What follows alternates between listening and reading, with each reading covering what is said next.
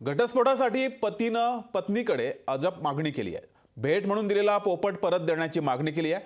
African पोपटामुळे घटस्फोट अडला. घटस्फोटासाठी जोडपे पोपटामुळे चर्चेत आलंय. तर पुण्यात एका पोपटामुळे घटस्फोटाचं प्रकरण अडल्याची घटना घडली आहे. पुण्यातील एका पतीनं आपल्या पत्नीकडून घटस्फोट मिळवून घेण्यासाठी पत्नीला भेट म्हणून दिलेला पोपट परत देण्याची मागणी केली.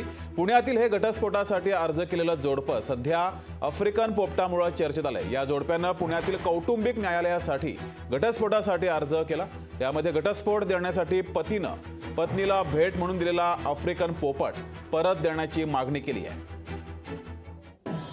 सदर केस समुपदेशनाला पाठवण्यात आली.